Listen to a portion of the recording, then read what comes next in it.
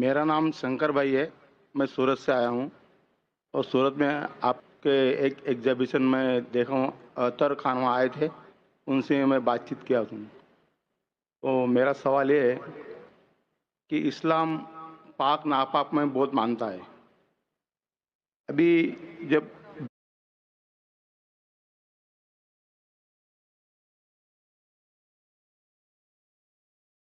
बेगम माता है MC period में रहती है तो उनको नमाज अदा करने का मौका नहीं दिया जाता जहाँ तक कि वो पीरियड में है। और फिर जब इंसान माता के अंदर में उसका जन्म होता है तो वही एमसी पीरियड्स में जो एमसी पीरियड का जो मटेरियल है उससे ही इंसान की जिस्म बनता है। तो फिर क्या हमारा पूरा शरीर पाक है या नापाक है? इसके बारे में समझाने का प्रयास कीजिए। भाई साहब का बहुत अच्छा सवाल है। भाई साहब सूरत से है और पूछ रहे हैं कि इस्लाम पाक और नापाक में बहुत मानता है, और जब खवातीन हैस में होती है ड्यूरिंग द मेंस्ट्रुअल साइकिल, उस वक्त उन्हें इजाज़त नहीं कि वो नमाज पढ़े, और ये कहना चाहते हैं कि क्योंकि उस वक्त औरत नापाक है। और इसी नापाक के ज़रिए जब बच्चा पैदा होता है तो उस वक्त भी नमाज नहीं पढ़ने का हुक्म है। और इसका मतलब ये, क्या हर इंसान नापाक पैदा हुआ? ये फलसफा इंसान नापाक पैदा हुआ ये ईसाई का फलसफा है, मुसलमान का नहीं। ये जो आपने एग्जाम्पल दिया, मिसाल दी, उससे गलतफहमी हो सकती है, लेकिन मैं आपकी गलतफहमी को दूर करूंगा इंशाअल्लाह।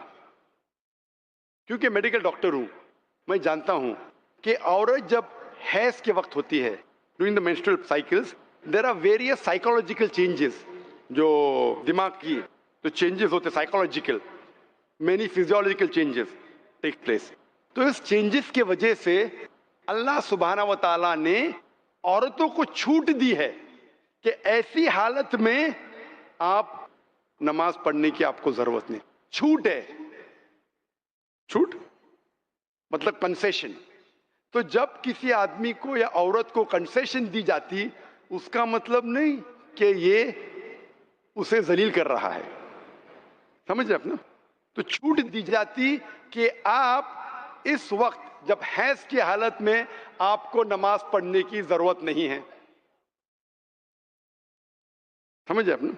तो उसी तरीके से ये कहना कि इंसान नापाक पैदा हो बिल्कुल गलत है, क्योंकि अल्लाह के रसूल की हदीस भी है, हम जब पैदा हुए, जो कुरान की आयत है, हम पैदा हुए मनी से, semen, ovum as well as sperm मिलके जाइकोट हो जाता है।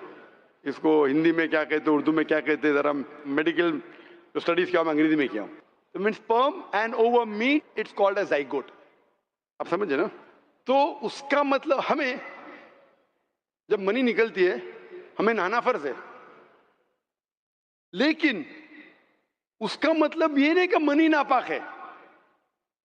हम जब हम बिस्तरी करते हैं, जो जहनी हालत होती है वगैरह, उसके वजह से नहाना जरूरी है नमाज पढ़ने के पहले। उसका मतलब ये नहीं कि मनी नापाक है। कुरान और हदीस में कहीं भी नहीं लिखा है कि मनी नापाक है, लेकिन अक्सर लोग गैर मुसलमान भी समझते हैं कि मनी नापाक है। मनी नापाक नहीं है। एक हदीस अल्लाह के रसूल की कि एक शख्स हम बिस्तरी करने के बाद वो मनी कपड़े पे गिर जाती है, तो अल्लाह के रसूल ने कहा कि उस मनी को खींचो, मतलब वो जब ड्राई हो जाता है उसे निकाल दो, बस काफी है। तो ये कहना कि मनी नापाक है, ये हमारी गलतफहमी है। मनी नापाक है ही नहीं, क्योंकि मनी से हम पैदा होते।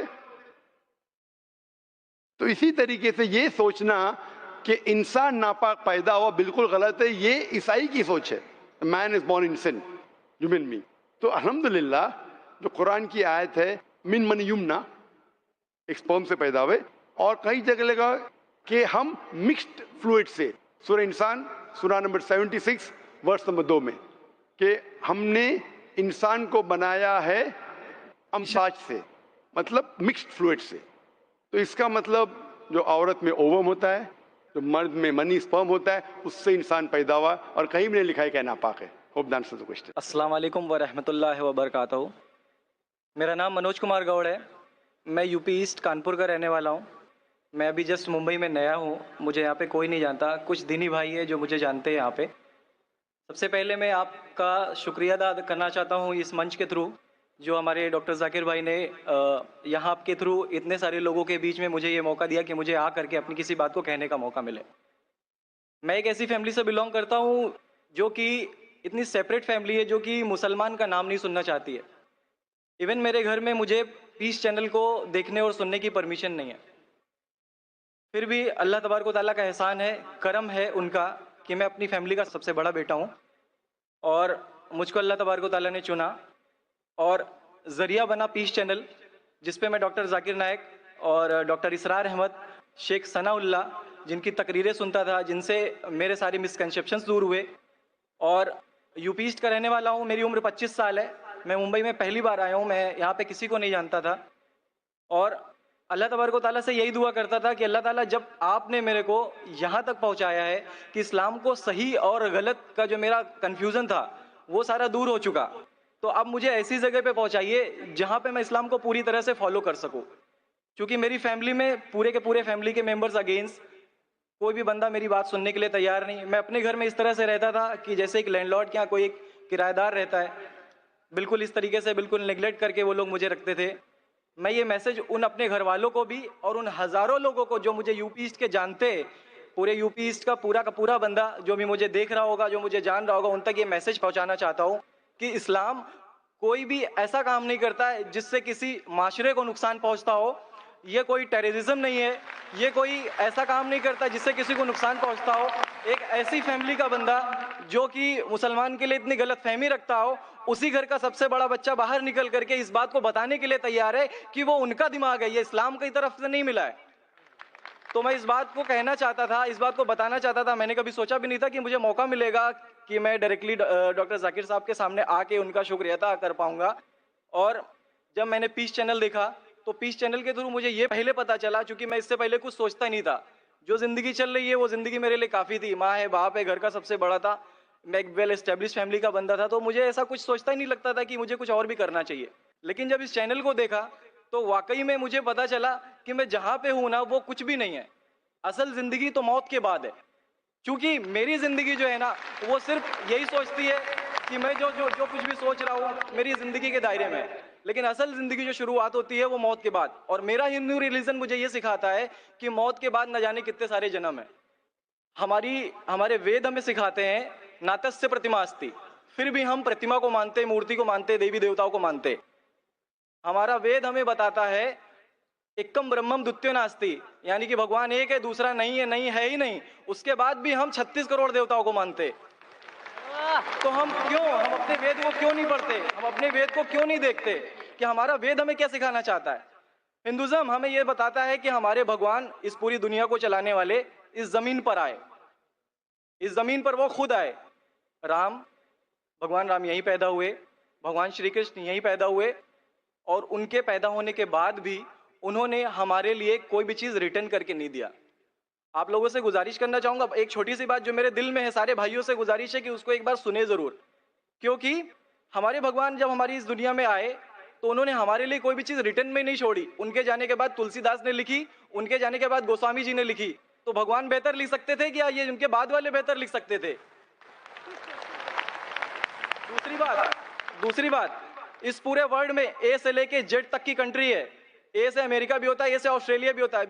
हिंदुइज्म जो है सिर्फ और सिर्फ 3 कंट्री है, इंडिया, मॉरिशस और तीसरा नेपाल अभी घोषित हुआ है, ठीक है। और श्रीलंका, जहां पे भगवान श्री राम ने जा करके रावण का वध किया था, जिससे दशहरा मनाते हम, उनके क्रिएशन के बाद, जब उन्होंने बुराई पे अच्छाई की जीत पा ली थी, तो जीत पा ली थी उसके बाद, यानी कि भगवान जिन्होंने पूरी दुनिया को बनाया, हम ऐसा सोचते हैं, हिंदुज़म ऐसा सोचता है, जब उन्होंने किसी स्पेसिफिक कंट्री पे जा करके वहां पे बुराई की हार करके अच्छाई की जीत कर ली, तो आज तक वो भगवान को पूजने वाले उस देश में हिंदुइज्म क्यों नहीं है? तो ये सारी चीजें, ये इस्लाम जो हमें सिखाता है, इस्लाम का जो मैसेज है, वो सारी चीजें हमें ये सिखाती है कि हम मिसकंसेप्शन पे ना जाए, हम देखा देखी पे ना जाए। अगर कोई मुसलमान गलत करता है तो हम ये नहीं सोचे कि वो इस्लाम है। वो मुसलमान गलत हो सकता है लेकिन इस्लाम गलत नहीं हो सकता।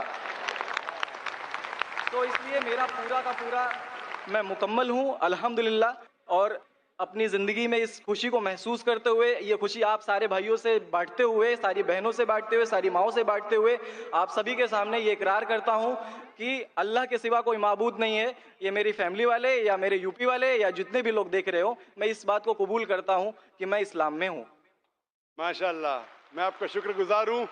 आपने पीस टीवी का पैगाम जो नटशेल में दिया, लगता है कि माशाल्लाह इतनी बार देखिए कि आपके जहन में उतर गया और आप उसको मेमोराइज कर चुके। मैं शुक्रगुजार हूँ आपका कि आपने पीस टीवी का मैसेज एक नटशेल में दिया और अलहम्द जो भी आपने कहा माशाल्लाह, और जो आपने याद के हवाले के साथ जो श्लोका, माशाल्लाह आपने कहा कि आप एक खुदा में मानते हैं जिसका कोई माबूद नहीं। बिल्कुल, आप मानते हैं मोहम्मद सल्लल्लाहु अलैहि वसल्लम आखिरी पैगंबर है। कोई शक नहीं। आप इस्लाम कबूल करना चाहते हैं मेरे? बिल्कुल, माशाल्लाह। आप पे कोई जबरदस्ती कर रहा है? कोई ज़बरदस्ती नहीं है, कोई दबाव- कंफ्यूजन नहीं है, वेल सेटिस्फेक्शन है without any pressure. With your heart, माशाल्लाह। आप तो शहादत के कंडीशन भी रट लिए पीस टीवी से, माशाल्लाह। इंशाल्लाह मैं अरबी में कहूंगा और मैं चाहूंगा कि आप उसे दोहराएं। इंशाल्लाह, इंशाल्लाह ताला। अशहदु अशहदु अल्लाह अल्लाह इलाहा इलाहा इल्लल्लाह इल्लल्लाह व अशहदु व अशहदु अन्ना अन्ना मुहम्मदन मुहम्मदन अब्दुहु अब्दुहु व रसूलुहु। व रसूलुहु। माशाल्लाह, आपका अरबी भी एकदम माशाल्लाह अच्छी है। मैं गवाही देता हूँ मैं गवाही देता हूँ कि अल्लाह अल्लाह के अलावा के अलावा कोई माबूद नहीं कोई माबूद नहीं और मोहम्मद मोहम्मद सल्लल्लाहु अलैहि वसल्लम सल्लल्लाहु अलैहि वसल्लम उसके बंदे उसके बंदे और पैगंबर है। और पैगंबर हैं। माशाल्लाह, मेरे हिसाब से आप दिल से पहले से ही मुसलमान थे, अभी लोगों के सामने जाहिर किया। और आप जो कहना चाहते थे, यूपी में कई लोग आपको जानते, ये लाइव टेलीकास्ट है पूरे दुनिया में और हमारी व्यूअरशिप तकरीबन 10 करोड़ है, 100 million. It is the largest watched spiritual channel, religious channel in the world. अल्हम्दुलिल्लाह, स्टैटिस्टिक्स के हिसाब से सबसे ज्यादा देखे जाने वाला मजहबी चैनल, क्रिश्चियन चैनल से भी ज्यादा और दिगर इस्लामिक चैनल से भी ज्यादा पीस टीवी अल्हम्दुलिल्लाह। और इस देश में भी करोड़ों लोग देखते हैं और जाहिर है कि कई यूपी वाले भी देखते होंगे। जी। आपने शायद सिर्फ यहाँ लाखों लोग के सामने नहीं दिया, जी। आज का मजमा माशाअल्लाह जी, अल्लाह जानता है कितने लोग हैं, लेकिन लाखों की तादाद है, एक सैलाब है। इनके अलावा करोड़ों लोग पीस टीवी पे देखते, उनने भी आपकी शहादत को सुना, आपके शॉर्ट मैसेज को सुना। मैं इसके लिए शुक्रगुजार हूँ। अल्लाह सुब्हानहू व तआला से दुआ करता हूँ कि आपको इस दुनिया में बेहतरीन जिंदगी दे, लेकिन आखिरत में और बेहतरीन जिंदगी दे। आमीन, और आप जानते हैं कि आपने दुनिया के ऐशो आराम को ठुकराया क्योंकि आप जानते हैं कि आखिरत की जिंदगी इस दुनिया से बेहतर है। फिर भी अल्लाह ताला फरमाते हैं कि दुआ करो कि इस जिंदगी में भी, सूरह बकरा सूरह नंबर 2 आयत नंबर 201 में, रब्बना आतीना फिद दुनिया हसनतों व फिल आखिरत हसनतों क़िना अज़ाबिन नार। मैं दुआ करता अल्लाह ताला से कि आपको इस जिंदगी और आखिरत में भी सबसे बेहतरीन जिंदगी दे और आपको जहन्नम से बचाए और आपको जन्नत में डाले। आमीन आमीन सुम्मा आमीन। जज़ाकल्लाह शुक्र। जी, मेरे कुछ दोस्त कुछ भाई है जो मेरा नाम मुस्तफ़ा के लिए बोल सकते, तो ये नाम कंटिन्यू कर सकते। मुस्तफ़ा माशाल्लाह बहुत अच्छा नाम। भाई साहब चाहते हैं कि मुस्तफ़ा अच्छा नाम है, बिल्कुल अच्छा नाम है। जी, मुस्तफ़ा माशाल्लाह बहुत अच्छा नाम है और आप अपने आप को मुस्तफ़ा बुला सकते हैं माशाल्लाह। गुजारिश आपसे कि एक हिंदी में कुरान शरीफ अगर मुझे मिले तो। जरूर, आप अगर स्टेज पे आ सकते हैं मैं आपको